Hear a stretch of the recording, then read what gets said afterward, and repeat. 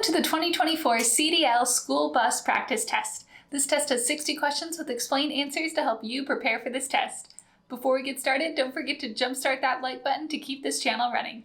Now here is your CDL instructor to walk you through the questions. Question 1. Is it accurate to state that it is permissible to shift the transmission into neutral if there is no designated park shift point? A. True. B. False. C. Partially true. D. Mostly false.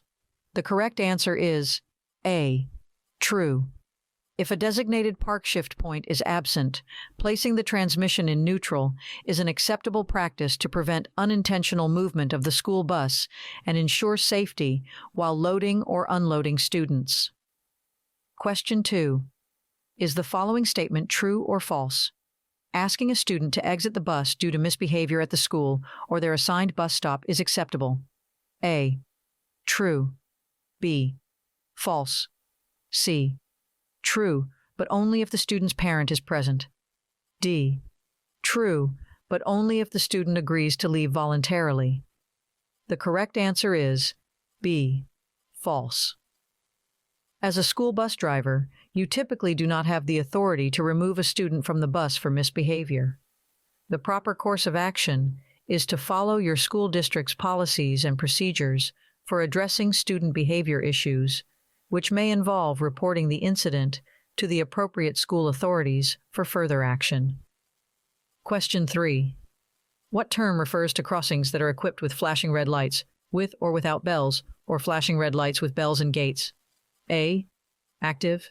B. Inactive. C. Static. D. Passive. The correct answer is A. Active. Active crossings are those that have warning systems with flashing red lights, bells, and sometimes gates. These systems provide more direct and active warnings to drivers about approaching trains, increasing safety at railroad crossings. Question 4. The overhead inside rearview mirror is positioned directly blank, the windshield within the blank side region of the bus.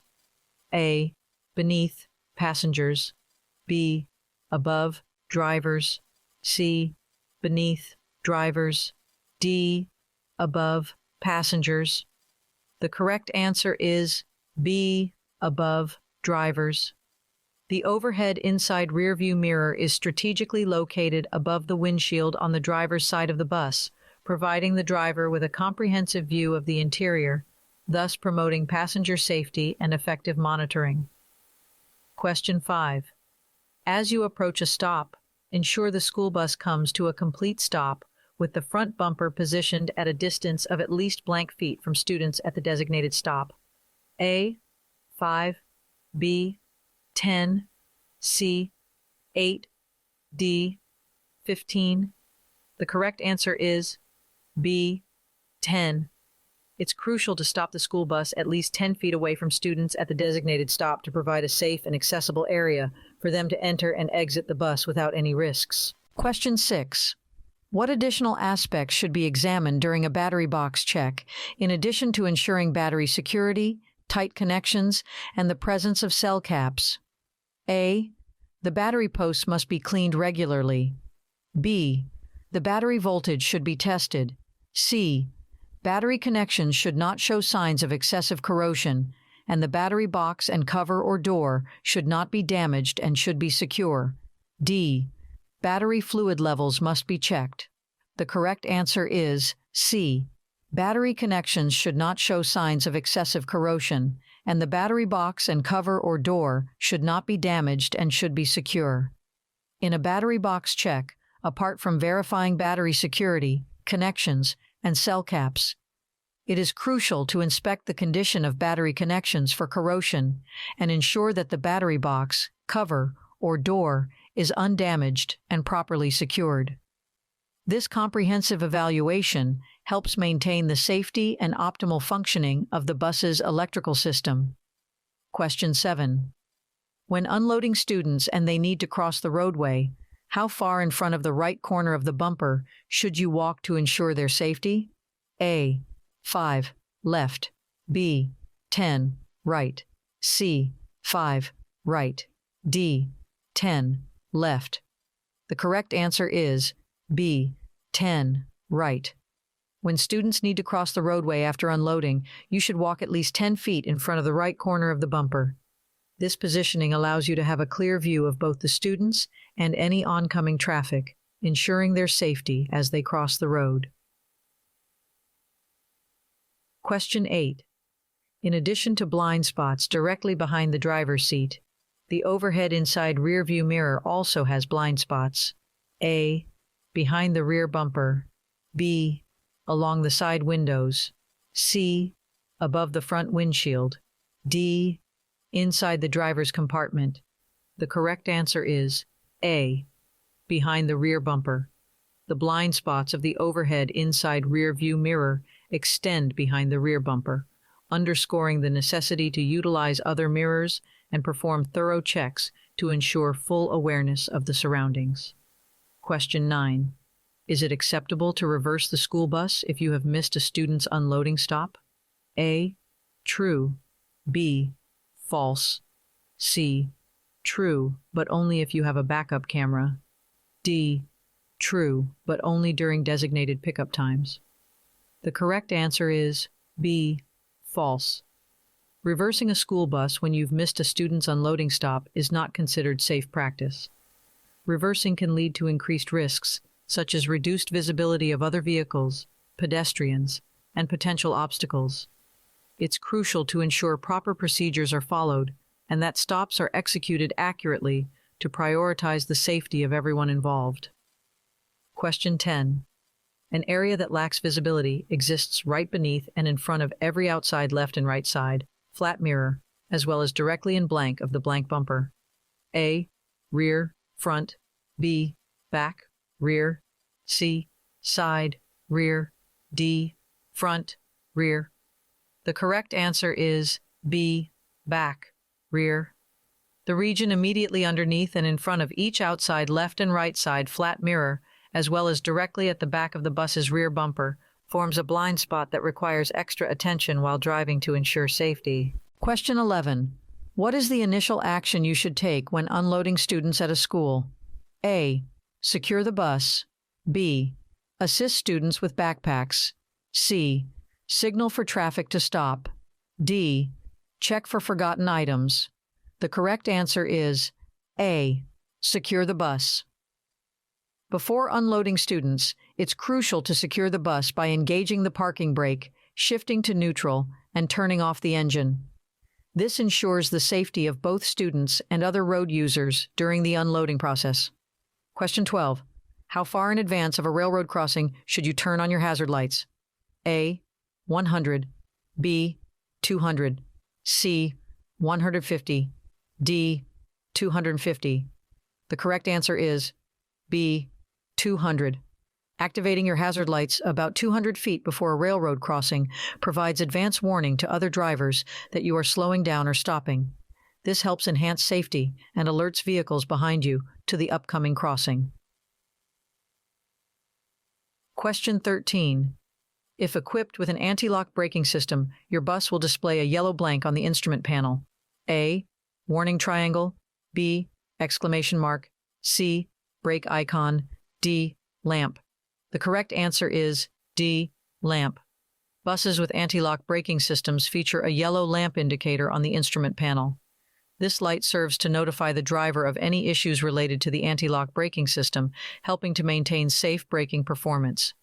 Question 14. When conducting a bus evacuation due to the presence of spilled hazardous materials, how far should you guide students upwind of the bus? A. 100. B. 300. C. 200. D. 400.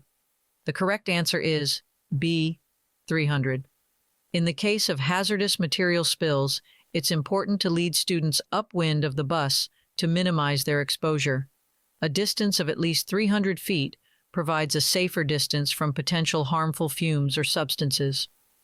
Question 15. What should be visible when adjusting the positioning of the overhead inside rearview mirror? A. The floor of the bus. B. The top of the rear window and the top of the mirror. C. The top of the mirror. D. The driver's reflection. The correct answer is B, the top of the rear window in the top of the mirror. When positioning the overhead inside rear view mirror, the goal is to achieve visibility of both the top of the rear window and the top edge of the mirror, enabling efficient monitoring of the interior and surroundings for the driver's enhanced safety awareness. Question 16. Due to passing vehicles, the region to the blank of the bus is consistently regarded as hazardous. A, left, B, front, C, right, D, rear. The correct answer is A, left. The left side of the bus is inherently risky due to passing traffic, necessitating heightened awareness and precaution to ensure the safety of students and pedestrians. Question 17. To whom should you report any issues or special circumstances discovered during a post-trip inspection? A, your fellow drivers. B, the bus manufacturer. C, your supervisor or school authorities. D, the local police department. The correct answer is C, your supervisor or school authorities. Any problems or unique situations identified during a post-trip inspection should be promptly communicated to your supervisor or school authorities. This ensures that necessary actions can be taken to address issues and maintain the safety and proper operation of the school bus. Question 18. To what extent can the danger zones extend from the front bumper of the bus? A, 15, rear. B, 30, front. C, 30, rear. D, 20, rear. The correct answer is B, 30, front. The danger zones around a school bus can extend up to 30 feet from the front bumper, emphasizing the critical need for caution and vigilance to ensure the safety of students and pedestrians in this area. Question 19. What should you do if a student drops an object near the bus while loading or unloading? A, ignore the object and continue with the process. B, tell the student who dropped it or attempt to get the parent's attention. C, retrieve the object yourself. D, wait for the teacher to pick up the object. The correct answer is B, tell the student who dropped it or attempt to get the parent's attention. In such a situation, it's important to prioritize safety. You should either inform the student who dropped the object about its location or try to get the attention of a parent or guardian, as reaching for the object can pose a risk of the driver not seeing the student or other hazards around the bus. Question 20. The blind area behind the bus might encompass a distance of blank feet. A, 400. B, 200.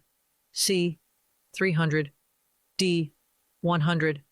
The correct answer is A, 400. The blind spot situated behind the bus can extend as far as 400 feet, underscoring the necessity for extra vigilance and cautious maneuvering to ensure the safety of pedestrians and objects within this zone. Question 21. At what frequency should you inspect each mirror? A, once a week. B, only during inclement weather. C, only on long-distance trips. D, every time you operate the bus. The correct answer is D, every time you operate the bus. To ensure comprehensive awareness of your surroundings, it's crucial to check each mirror every time you operate the bus, promoting safe navigation and minimizing blind spots. Question 22. Properly adjust the outside left and right side crossover mirrors to provide visibility into A, the area directly behind the bus. B, the area around the rear tires. C, the area from the rear of the bus to the front bumper. D, the area from the front of the bus to the service door. The correct answer is D, the area from the front of the bus to the service door. By ensuring that the outside left and right side crossover mirrors are correctly adjusted, you can effectively monitor the area stretching from the front of the bus to the service door, minimizing blind spots and enhancing overall safety. Question 23. For students who need to cross the roadway, once they've reached the road, where should they stop before proceeding? A, back. B, front. C, right. D, left. The correct answer is D, left. After students reach the roadway, they should stop at the left edge of the school bus before proceeding to cross. This ensures that they are in a position where the driver can clearly see them and monitor the traffic situation while crossing. Question 24. What term describes crossings that are equipped with yellow circular advance warning signs, pavement markings, and crossbucks to aid in their recognition? A. Passive. B. Active. C. Cautionary. D. Restricted. The correct answer is A. Passive. Crossings that utilize yellow circular advance warning signs, pavement markings, and crossbucks to aid in their identification are categorized as passive crossings. These markings and signs serve as visual indicators to alert drivers of an upcoming railway crossing. Question 25. In the process of establishing evacuation procedures, a secure location should be situated at least how many feet away from the road in the direction of approaching traffic? A. 50. B. 75. C. 125. D. 100. The correct answer is D. 100. A safe evacuation site should be positioned at least 100 feet off the road in the direction from which traffic is approaching. This distance enhances the safety of evacuated passengers by minimizing the risk of collisions with passing vehicles during the evacuation process. Question 26. Where would be a suitable location to bring the bus to a stop when dealing with a significant issue? A. An intersection. B. A driveway. C. A crosswalk. D. A bus stop. The correct answer is B. A driveway. Stopping the bus in a driveway is an appropriate choice when addressing a significant problem, as it allows you to keep the bus clear of traffic lanes and provide ample space for addressing the issue, while ensuring minimal disruption to other road users. Question 27. What action should you take if a railroad highway crossing gate remains lowered even after a train has gone by? A. Attempt to manually lift the gate. B. Wait for another train to come. C. Proceed cautiously. D. Call your dispatcher. The correct answer is D. Call your dispatcher. If a crossing gate remains down after a train has cleared, it may indicate a malfunction.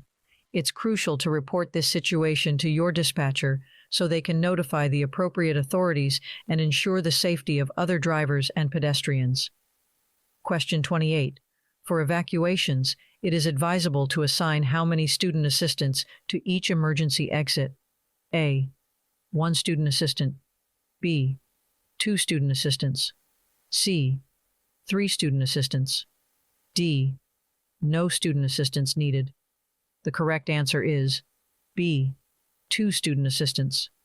Assigning 2 student assistants to each emergency exit during evacuations ensures that students can be efficiently guided and assisted to safety. This strategy aids in maintaining order and quick evacuation in the event of an emergency. Question 29. Within the danger zone, which section is the most perilous? A.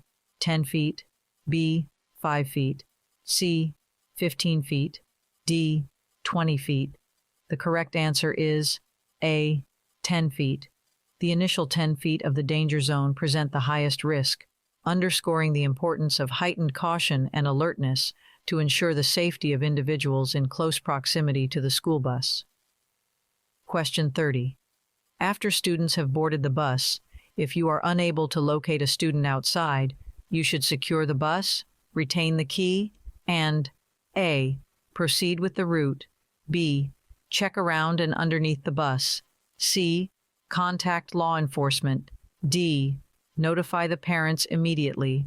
The correct answer is B. Check around and underneath the bus. If you are unable to account for a student outside the bus, it's essential to secure the bus, retain the key, and perform a thorough check around and underneath the bus to ensure the student's safety and prevent any potential hazards. Question 31. In the event of an emergency situation, what should be your primary focus and action? A. Recognize the hazard. B. Call 911 for assistance. C. Evacuate the bus immediately. D. Gather all students at the front of the bus. The correct answer is A. Recognize the hazard. In an emergency, your initial priority should be to recognize the nature and extent of the hazard at hand. This awareness is crucial in determining the appropriate actions to take to ensure the safety of both the students and yourself. Question 32. When encountering a railroad crossing with multiple tracks, A. Stop before the first set of tracks. B.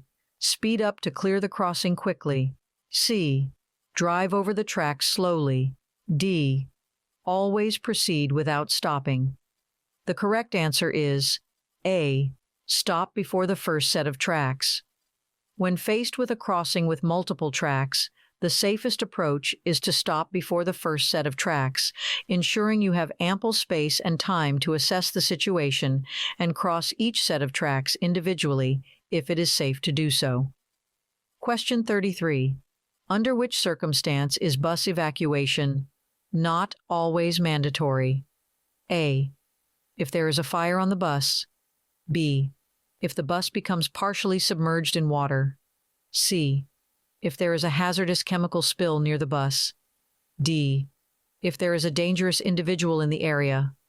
The correct answer is D. If there is a dangerous individual in the area. In situations involving a dangerous individual, bus evacuation may not be the most appropriate course of action. Instead, the priority should be to follow protocols for student safety and security, which could involve remaining on the bus or seeking shelter while notifying the appropriate authorities. Question 34.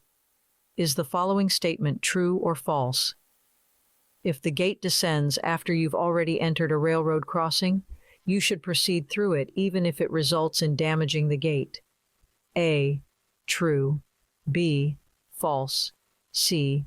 True, but only if the train is not yet visible. D. True, but only if the gate is already damaged. The correct answer is B. False. It is never advisable to continue driving through a railroad crossing if the gate comes down after you've entered, even if it means the gate might be damaged. Your safety and the safety of others should be the top priority, and proceeding through a closing gate can lead to accidents with trains or other vehicles. Question 35.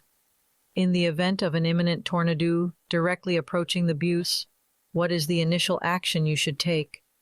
A. Immediately evacuate students and run to the nearest building for shelter. B.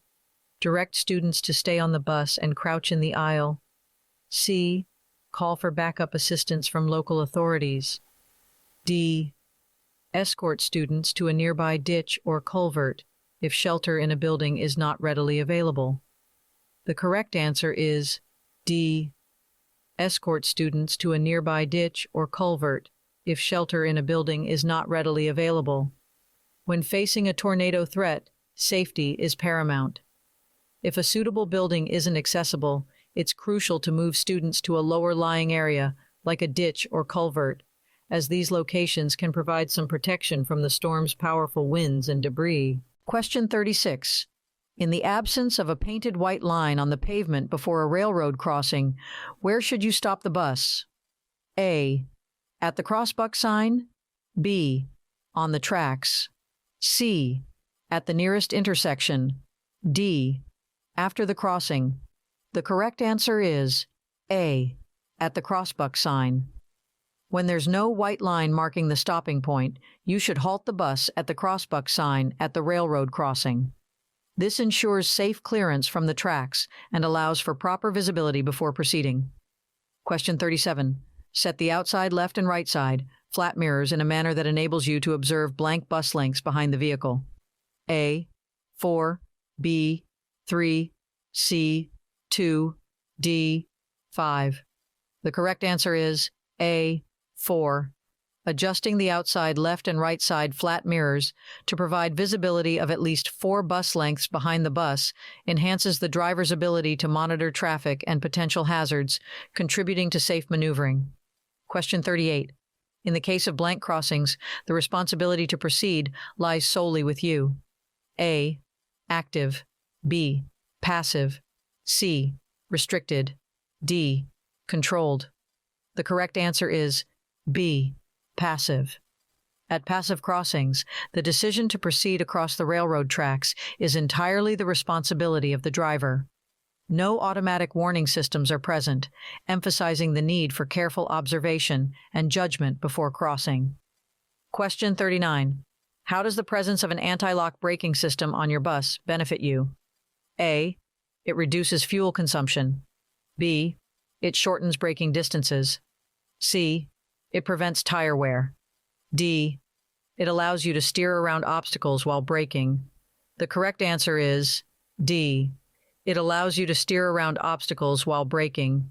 An anti-lock braking system, ABS, aids in maintaining control of the bus during emergency braking situations by preventing the wheels from locking up. This feature enables you to retain the ability to steer around obstacles while applying the brakes, enhancing overall safety. Question 40. When communicating with an individual causing an issue on the bus, the most effective approach is to maintain a blank yet blank tone of voice. A. Soft, hesitant. B. Stern, aggressive. C. Loud, confrontational. D. Firm, courteous. The correct answer is D. Firm, courteous. Using a firm yet courteous tone of voice allows you to assert your authority and address the issue while still maintaining respect and professionalism, which can help diffuse conflicts and maintain a safe environment on the bus. Question 41. The purpose of convex mirrors is to monitor the blank sides of the bus at a blank angle. A. Front and rear, narrow. B. Left and right, wide. C. Front and rear, wide. D. Left and right, narrow. The correct answer is B. Left and right, wide. Convex mirrors are employed to provide a broader field of view, aiding the driver in monitoring the left and right sides of the bus from a wider angle, which helps minimize blind spots and enhances safety. Question 42. If the school bus is equipped, how long before reaching a stop should you activate alternating flashing amber warning lights, which is typically blank seconds, or as per state regulations? A. 2 to 4. B. 3 to 5. C. 5 to 10. D. 10 to 15. The correct answer is C. 5 to 10. To alert other road users, it's advisable to activate alternating flashing amber warning lights on the school bus approximately 5 to 10 seconds before reaching a stop, promoting safety and ensuring compliance with state-specific requirements. Question 43. As a general practice, how many feet should you add to the length of the school bus when crossing railroad tracks to calculate an appropriate space for containment or storage? A. 10.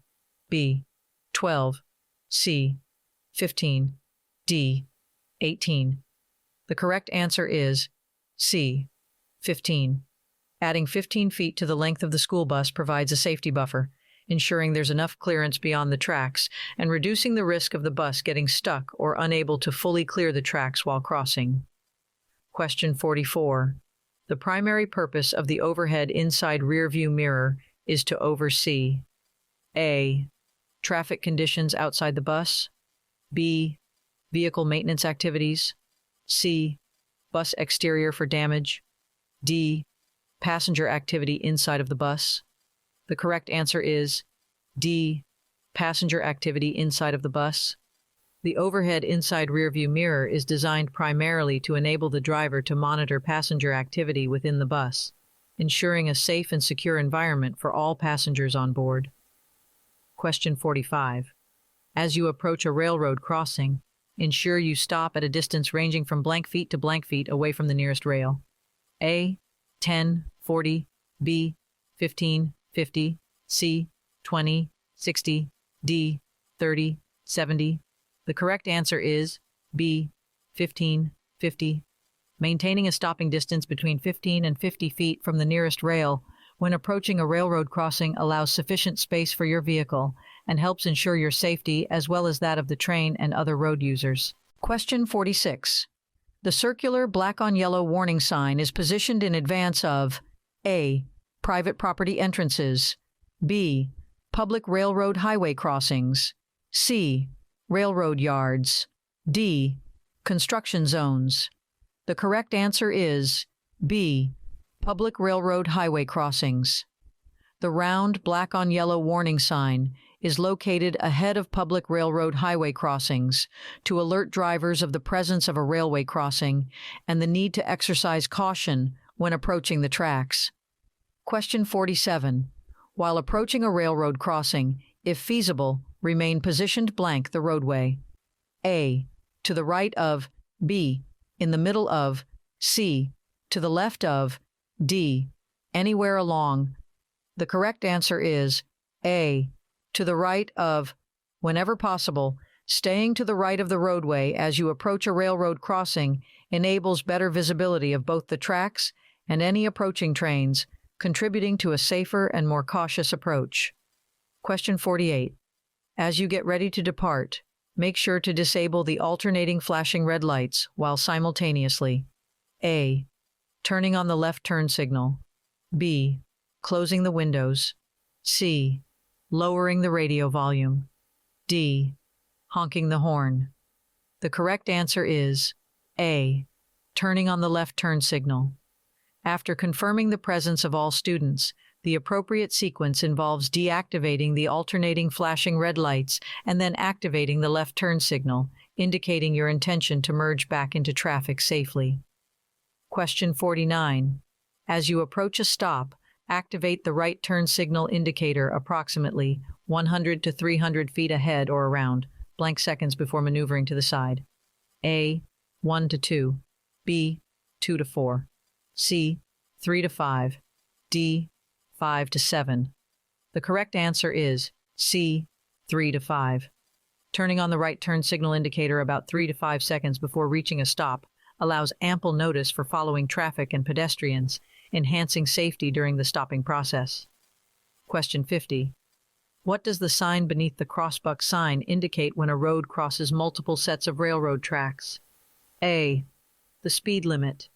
B. The name of the railroad company. C. The number of tracks. D. The distance to the next town.